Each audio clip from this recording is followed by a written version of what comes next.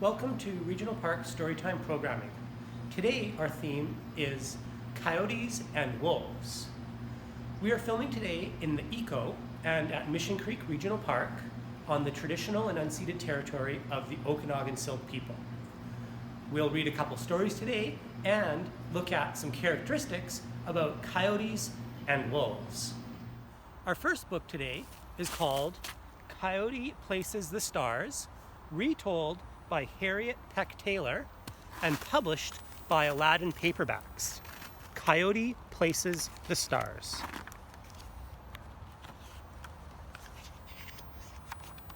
Many moons and many moons ago, a coyote lived in a canyon by a swift running river.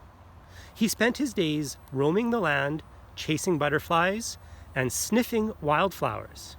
He lay awake many nights, gazing at the starry heavens. One summer night, as he was relaxing in the cool grass with his friend Bear, Coyote had an idea. "I think I will climb to the heavens and discover their secrets." Bear scratched his big head and asked, "How can you do that?" "I can get up there with no trouble at all," Coyote said. Now Coyote was very skilled with a bow and arrow. He gathered a very large pile of arrows and began to shoot them at the sky. The first arrow whistled through the air and landed on the moon. Coyote launched a second arrow, which caught in the notch of the first. Whirr went one arrow, whiz went the next, and on until his long line of arrows made a ladder. Coyote then began to climb his ladder for many days and nights, until he finally reached the moon. He slept all that day as he was very tired. That night, Coyote had another clever idea. He wondered if he could move the stars about by shooting at them with his remaining arrows. His first arrow hit a star and it moved across the sky. He found he could place the stars wherever he wanted. Coyote wagged his bushy tail and yelped for joy. He was going to make pictures in the sky for all the world to see.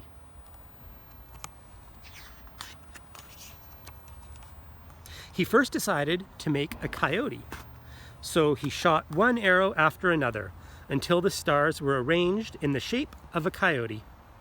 Next, he thought of his friend Bear, and he placed the stars in the form of a bear. Coyote worked all night, creating likenesses of all his friends: mountain lion, horse, goat, fish, owl, and eagle. With the stars he had left over, he made a big road across the sky. When he was finished, he began to descend his ladder back to earth. That night, when the bright moon rose in the east, Coyote saw his handiwork and he began to howl. "Ooh!" was carried on the wind through the shadows of the canyon. Birds and animals awoke suddenly and listened to the mysterious sound. It seemed to be calling to them. From canyons and mesas, hills and plains, they came, following the sound. Bears bounded out of their dens, squirrels scampered, and rabbits hippity-hopped over the hills. Bobcats crept, and bristly porcupines waddled along the trail. Graceful deer moved swiftly while lizards slowly crawled across the desert. Silvery fish splashed their way upstream. The mighty mountain lion and herds of buffalo joined the journey. The great eagle soared over moonlit mountains. On and on went the parade of animals, following Coyote's magical voice. Finally, Coyote appeared high on a rock. The animals formed a large circle and all became quiet. Coyote's eyes blazed with pride as he said, Animals and birds, and all who are gathered here, please look at the sky. You will see the stars are arranged in the shapes of animals. I made a ladder to the moon, and from there I shot my arrows to create the pictures you see. As the animals looked up, a great chorus of woofing and whiffing, screeching and squawking filled the air. I made a coyote and my friend bear. You will see the mysterious owl, the great eagle, the goat, horse, fish, and the mighty mountain lion. This is my handiwork, and I hope that you all will see it and remember Coyote and all the animals of the canyon.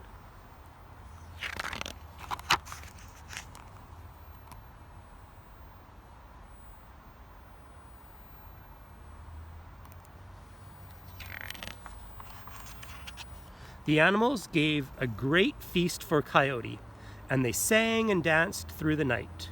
The animals decreed that Coyote was the most clever and crafty of all the animals. Coyote was so grateful that he declared, "I will always be your friend and the friend of your children's children."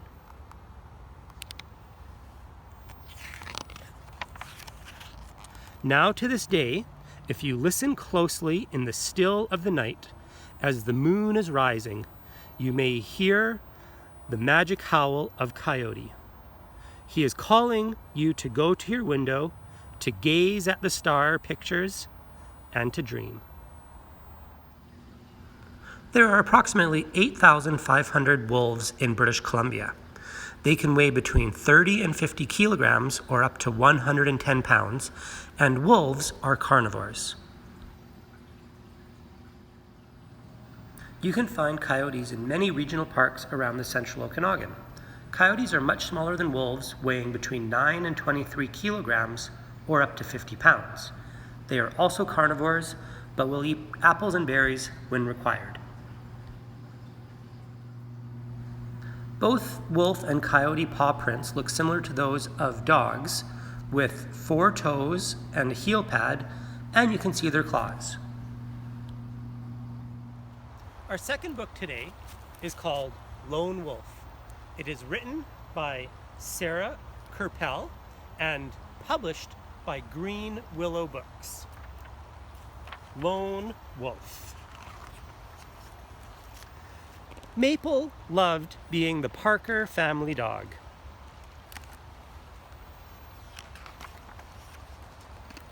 Every day she played tug of war with Jax, read with Avery on the couch, and tricked Mum and Dad into giving her extra treats and taking her on extra long walks.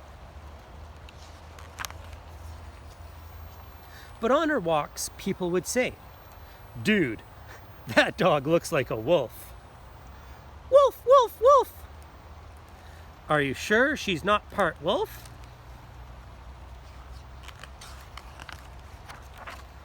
The Parkers tried to explain that Maple was not, in fact, a wolf. Wolves have golden eyes, are great hunters, they're taller, long skinny legs, their coat is a mix of gray and brown, and they live in the wild. Eventually, though, Maple had her doubts. She's a husky. Her eyes are sometimes blue, unique face patterns, coats are white and black or white and gray, and their tails often curl. She looked more like a wolf than all the other dogs. She could hunt like a dog, like a wolf. She could howl like a wolf, and she could dig like a wolf too.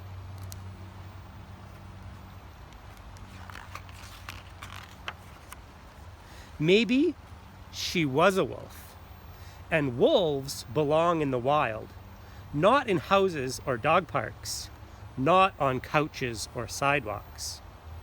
So one day, when the fence was open just an inch for just a moment, an inch and a moment was all it took.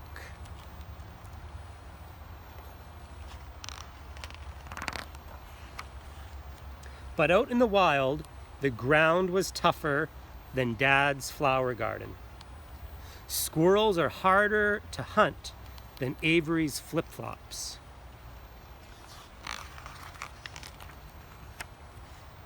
And the perfect tug-of-war stick was just a stick if Jax wasn't on the other end.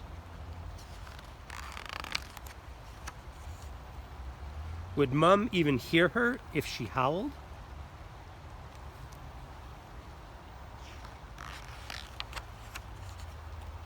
Maple didn't want to be a wolf anymore.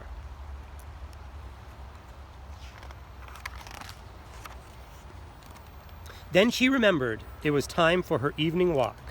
Maple never missed a walk, so she followed her nose out of the woods and through the neighborhood, and on her walk she found her pack.